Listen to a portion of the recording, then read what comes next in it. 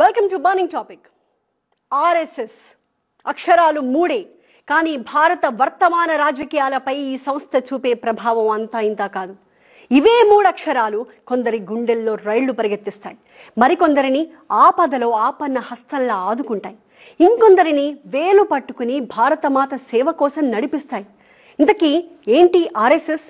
ఇది ఒక రాజకీయ సంస్థ, లేదంటే భారత్ని హిందూ దేశంగా మార్చాలని కంకణం కట్టుకున్న కట్టర్ హిందూ సంస్థనా? ఈ సంస్థ ముస్లింలను వ్యతిరేకిస్తుందా? రాష్ట్రీయ స్వయం సేవక్ సంఘ్ 100 ఏళ్లు పూర్తి చేసుకున్న సందర్భంగా ఈ ప్రశ్నలకు జవాబులు వెతుకుదాం ఇవాల్టి బర్నింగ్ టాపిక్ లో.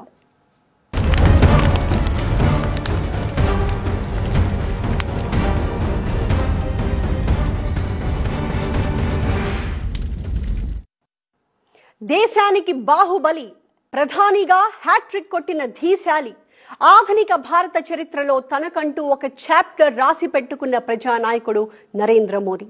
నైతిక స్థైర్యం కొరవడి ఓటు బ్యాంకులు గల్లంతవుతాయని గత ప్రభుత్వాలు పక్కన పెట్టిన విధానాల్ని మోదీ ప్రభుత్వం పట్టాలెక్కించింది అంటే, దౌత్యపరంగా సంచలన నిర్ణయాలతో శత్రు దేశాల్ని కట్టడి చేస్తోంది అంటే, అడ్డంకులని అధిగమిస్తూ వికసిత్ భారత్ వైపు అడుగులేస్తూ విప్లవాత్మక నిర్ణయాలతో దేశ గతినే మార్చేస్తోంది అంటే, ఆ ధైర్యం వెనక ఓ ధీమా ఉంది. మోదీ కటౌట్ బ్యాక్గ్రౌండ్ లో మరొకటేదో ఉంది. ఏంటది?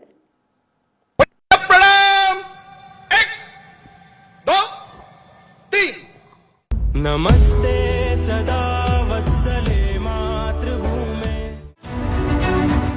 కర్త కర్మ క్రియా నేనే, నన్ను నడిపించే ఆత్మ మాత్రం వేరే అంటూ తన వెనకున్న ఆర్ఎస్ఎస్ ధ్వజాన్ని సగర్వంగా చూపించారు ప్రధాని మోదీ. సంఘ్ సేవకు 100 ఏళ్లైన సందర్భాన్ని ప్రధాని మోదీ సెలబ్రేట్ చేసుకున్న తీరు దేశం మొత్తాన్ని ఆలోచింపజేసింది.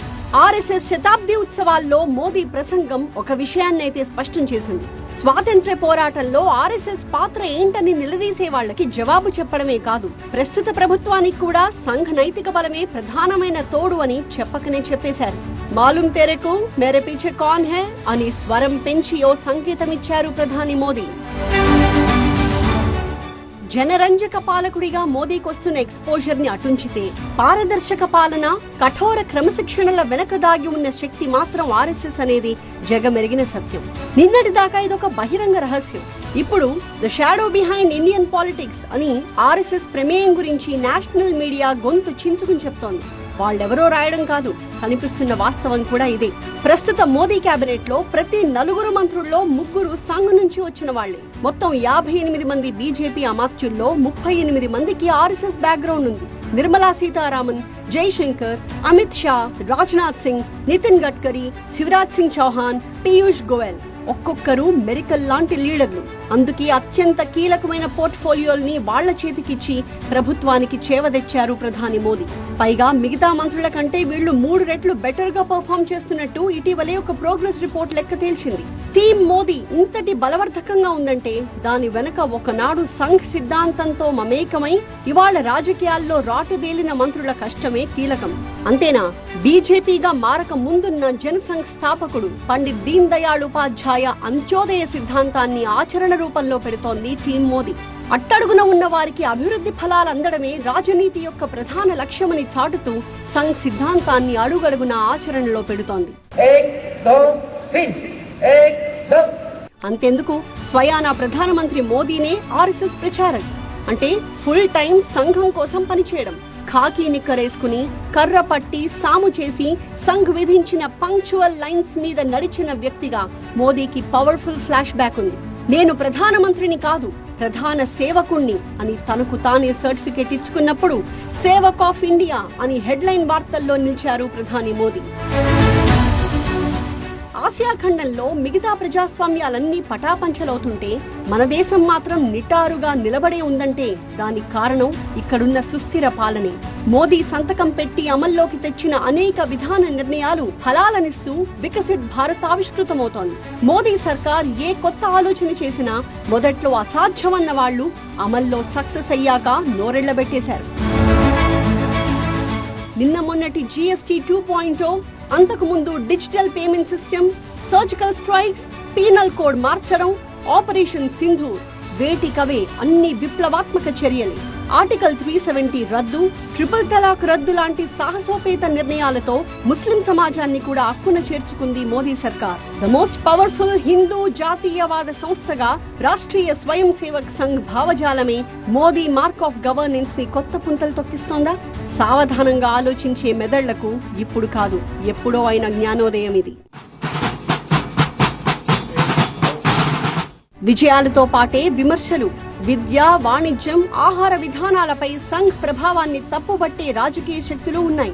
ఆర్ఎస్ఎస్ విద్యా సంస్థల టెక్స్ట్ బుక్ విద్యా భారతిని ప్రభుత్వ కరికులంలో చేర్చడం, చరిత్ర పుస్తకాల్లో హిందూ భావజాలాన్ని ప్రచారం చేయడం ఇవన్నీ వివాదాలకు కేంద్ర బిందువులవుతున్నాయి. ప్రభుత్వంలో ఆర్ఎస్ఎస్ ప్రమేయం మైనారిటీల ఉనికిని, హక్కులను దెబ్బతీస్తుందని, దేశాన్ని హిందుస్థాన్ గా మార్చే ప్రయత్నం జరుగుతోందని విమర్శకుల దండయాత్ర జరుగుతూనే ఉంది. బ్రిటిష్ వాళ్లకు ఆర్ఎస్ఎస్ సపోర్ట్ చేసింది అంటూ లేటెస్ట్ గా హిస్టరీని తవ్వుతోంది కాంగ్రెస్ పార్టీ. కానీ మన భారతీయ చరిత్ర, మన సంస్కృతి, సంప్రదాయాలు, మన జాతి గర్వించదగ్గ మహాపురుషులు, వీరుల చరిత్రని రానున్న తరాలకు అందించాల్సిన బాధ్యత మన మీద లేదా అని ప్రశ్నిస్తోంది ఆర్ఎస్ఎస్. అంతేనా, వందల ఏళ్ల బానిసత్వం నుంచి విముక్తమైన ఇంకా బానిస భావజాలం పూర్తిగా పోకపోవడానికి కారణం మనం మన సనాతన సంస్కృతికి దూరం కావడమే అనేది ఆ సంస్థ ఉద్దేశ్యం. దేశ స్వాతంత్ర్యం తర్వాత ఆర్ఎస్ఎస్ అణచివేతకు కుట్రలు చేశారని, ప్రధాన స్రవంతిలోకి రాకుండా అడ్డుకునే ప్రయత్నాలు జరిగాయని, గురూజీ గోల్వాల్కర్ పై అక్రమ కేసులు పెట్టి జైలు పాలు చేసినట్టు అభియోగాలున్నాయి. నిషేధం బారిన పడి ఉనికిని కోల్పోయే ప్రమాదంలో కూడా పడింది ఆర్ఎస్ఎస్. మహాత్మా గాంధీ హత్యకు సంబంధించిన ఆరోపణలతో 1948లో ఒకసారి, ఎమర్జెన్సీ సమయంలో రెండోసారి, 1992లో బాబ్రీ మసీదు కూల్చివేత తర్వాత మరోసారి, మొత్తం 3 సార్లు సంఘ్ పై బ్యాన్ పేరుతో వేటుపడింది. కానీ గాంధీ హత్యకు సంఘానికి ఎలాంటి సంబంధం లేదని సాక్ష్యాధారాలతో సహా తేలింది. అంతే, నిషేధం మబ్బు వీడిపోయింది. ఆ దారిలోనే తర్వాతి కాలంలోనే మిగతా 2 నిషేధాలు బుట్టదాఖలయ్యాయి. ప్రస్తుతం ఆర్ఎస్ఎస్ పూర్తి చట్టబద్ధ సంస్థ. సంఘ్ ఆదేశిస్తుంది, మోదీ ఆచరిస్తారు అనే క్యాంపెయిన్ విస్తృతంగా జరుగుతోందంటే దేశ ప్రగతిలో ఆర్ఎస్ఎస్ ప్రమేయాన్ని బేషరతుగా సర్టిఫై చేసినట్టేగా. జీవన సాఫల్యం అంటే మంచి చదువు, మంచి ఉద్యోగం, సుఖప్రదమైన జీవితం, ఇంతేనా? వీటితో పాటు సంస్కారం, సామాజిక బాధ్యత, కన్న తల్లి పట్ల, కన్న తల్లి కంటే ఎక్కువైన దేశం పట్ల ప్రేమ, ఈ దేశం కోసం ఏదైనా చెయ్యాలి అనే ఒక సమున్నతమైన ఆశయం, ఇలాంటి వ్యక్తిత్వం ఉన్న మనుషుల సమూహంతోనే ఒక మంచి సమాజం నిర్మాణం అవుతుంది. ఈ లక్ష్య సాధన కోసం ఏర్పాటైందే రాష్ట్రీయ స్వయం సేవక్ సంఘ్. శాఖల్లో నేర్పేది కూడా ఇదే.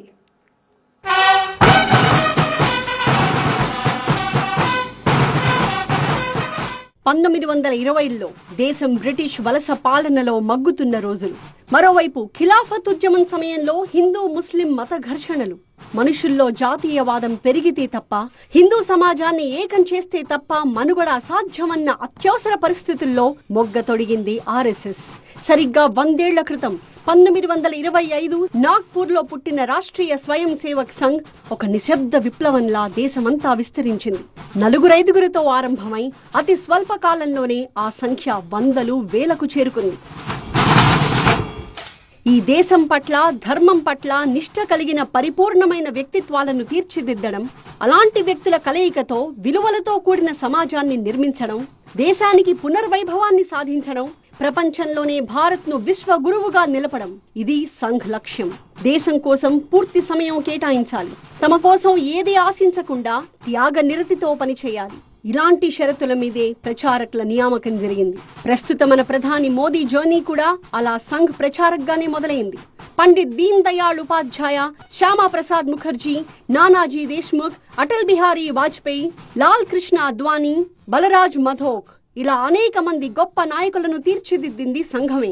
రాజకీయ క్షేత్రంలోనూ సంఘ్ సిద్ధాంతంతో పనిచేసే ఒక సంస్థ అవసరమనే నాటి సంఘ్ పెద్దల ఆలోచనకు ఆచరణ రూపమే 1952లో ఏర్పాటైన జనసంఘ్. ఈ సంస్థే 1980లో భారతీయ జనతా పార్టీగా రూపాంతరం చెందింది. ఆ సిద్ధాంతాలనే పుణికిపుచ్చుకుంది. ఇక సంఘ్ స్థాపకులు డాక్టర్ కేశవరావు బలీరామ్ హెడ్గేవార్, ఆ తర్వాత మాధవ సదాశివ గోల్వాల్కర్, బాలాసాహెబ్ దేవరస్, ఈ ముగ్గురు వరుసగా సర్సంఘచాలకులుగా సంఘానికి మార్గదర్శనం చేశారు. సిద్ధాంతాన్ని విస్తరించే క్రమంలో ఉండగానే సంఘ్ పై గాంధీ హత్య పేరుతో పెద్ద నింద పడింది.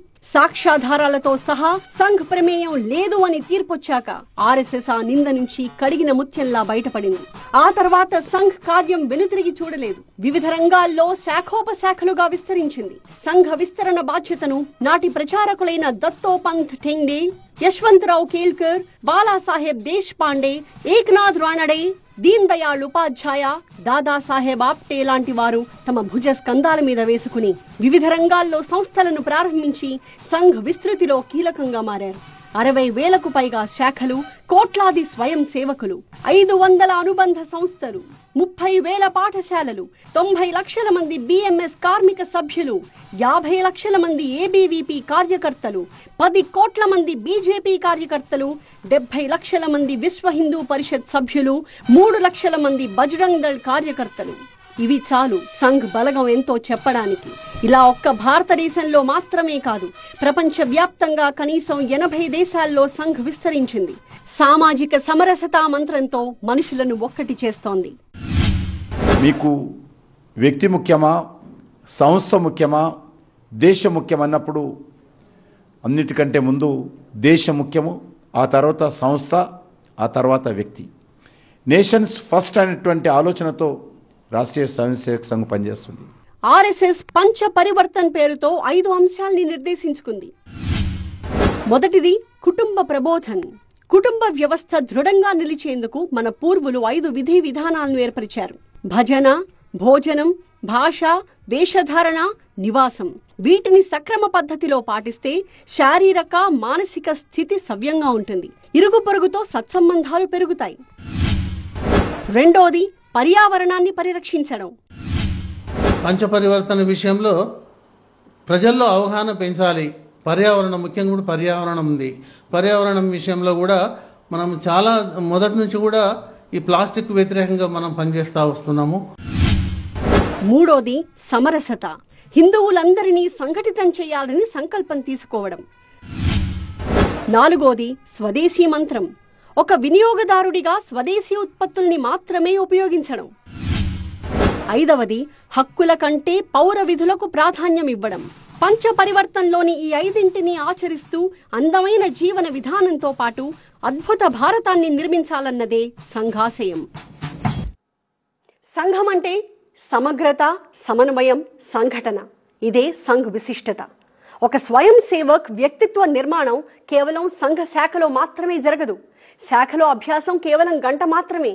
ఆ తర్వాత అక్కడ నేర్చుకున్న సంస్కారాలను అనుక్షణం బాహ్య ప్రపంచంలో ఆచరణలో పెట్టడమే సంఘ్ విజయ రహస్యం.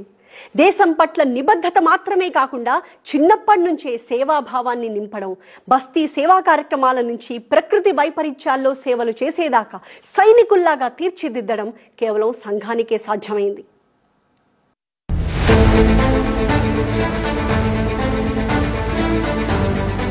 ఆర్ఎస్ఎస్ మాతృ సంస్థగా ఇవాళ ప్రపంచవ్యాప్తంగా కొన్ని వందల సంస్థలు సేవా కార్యక్రమాల్లో నిమగ్నమై ఉన్నాయి. సేవా భారతి, వనవాసి కళ్యాణాశ్రమ్, భారత్ వికాస్ పరిషత్ వంటి సంస్థలు అంకిత భావంతో ఇప్పటికే కొన్ని వేల గ్రామాల్లో తమ సేవలు అందిస్తున్నాయి. ఇంకా ధార్మిక క్షేత్రం, రాజకీయ, విద్యార్థి, మహిళ, కార్మిక, కర్షక ఇలా విభిన్న రంగాల్లోనూ బీజేపీ, ఏబీవీపీ, బీహెచ్పీ, బీఎంఎస్, బీకేఎస్ ఇలా అనేక సంస్థలు వారికి నిర్దేశించిన పనితో పాటు అనేక సేవా కార్యక్రమాలు నిర్వహిస్తున్నాయి. అందుకే ఒక్క మాటలో చెప్పాలంటే మానవ సేవే మాధవ సేవ. ఆర్ఎస్ఎస్ మూల సిద్ధాంతం ఇదే. అందుకే అత్యంత కఠినమైన పరిస్థితుల్లో కూడా మొక్కవోని దీక్షతో సేవలందించి ఆపద్బాంధవులనిపించుకున్నారు సంఘ్ స్వయం సేవకులు. భారతదేశంలో 80,000 గ్రామాల్లో ప్రతినిత్యము కూడా ఉదయము సాయంత్రము యువకులు పెద్దలు కలిసి వాళ్ళు పరిపూర్ణ మానవులుగా అవుతూ యోగా, కరాటే, దేశభక్తి గీతము, సంచలన్ ఇటువంటి కార్యక్రమాలతో పరిపూర్ణ మానవులుగా తయారవుతున్నారు. ఆర్ఎస్ఎస్ సేవాభావానికి, స్వయం సేవకుల మొక్కవోని ఆత్మవిశ్వాసానికి, నిర్భీతికి అతిపెద్ద ఉదాహరణ 1977 నాటి దివిసీమ ఉప్పెన. శవసేన అనే పేరుతో సాహసోపేతంగా ఆకలి దప్పులకు ఓర్చి ఆనాడు స్వయం సేవకులు అందించిన సేవలను అక్కడి జనం ఇప్పటికీ తలుచుకుంటారు. ఇంత పెద్ద శవాలు ఉన్నాయి, ఎక్కడ చూసినా ఏడుస్తున్నారు మనుషులు. రోదన, ఆక్రందన ఉంది. ఒకటి మేము అనుకున్నాము. నా ఎంబడి నాయన అన్నాడు ఏం చేద్దామంటే నేనన్నా ఒకటి శవాలు కనపడుతున్నాయి, శవాలు దానం చేద్దాం. మరి కట్టెలు అక్కడ దొరకవు, కిరోసిన్ తీసుకొని దానం చేసినాం. మేము ఒక 16 మంది స్వయం సేవకులు కలిసి ఒక 2 బ్యాచ్లు ఏర్పడి మేము గ్లోవ్స్ పెట్టుకొని ఈ హ్యాండ్ పెట్టుకొని మాస్క్ పెట్టుకొని మేము రామనామ సత్య అనుకుంటూ మేము దాన సంస్కారం చేసినాము. 1993 నాటి లాతూర్ భూకంపం, మొన్నటి కేరళ వైనాడ్ కొండ చర్యలు విరిగిపడ్డ భయానక ఘటన, ఇప్పుడు ఉత్తరాది క్లౌడ్ బర్స్లు, వరద విలయాల దాకా ఎక్కడ ఆపదుంటే అక్కడ తక్షణం వచ్చి నిలిచింది ఆర్ఎస్ఎస్. ముఖ్యంగా ఆర్ఎస్ఎస్ ఆధ్వర్యంలో నడిచే సేవా భారతి సంస్థ దేశవ్యాప్తంగా అనేక బస్తీల్లో జనానికి ఆసరానిస్తోంది. చదువు సంస్కారాలతో పాటు వాళ్ల కాళ్ల మీద వాళ్లు నిలబడేలా అనేక ప్రాజెక్టులతో వారికి శిక్షణనిస్తోంది సేవా భారతి. ఇక గిరిజన ప్రాంతాల్లో విదేశీ శక్తుల మత మార్పిడులకు అడ్డుకట్ట వేస్తూ అక్కడి పిల్లలకు విద్యాబుద్ధులను అందిస్తూ అక్కడి యువకులకు వివిధ రకాల ప్రాజెక్టులతో శిక్షణనిస్తోంది వనవాసి కళ్యాణాశ్రమం. నేను వనవాసి కళ్యాణాశ్రమం అని చెప్పేసి గిరిజన ప్రాంతాల్లో పనిచేస్తూ ఉంటాను.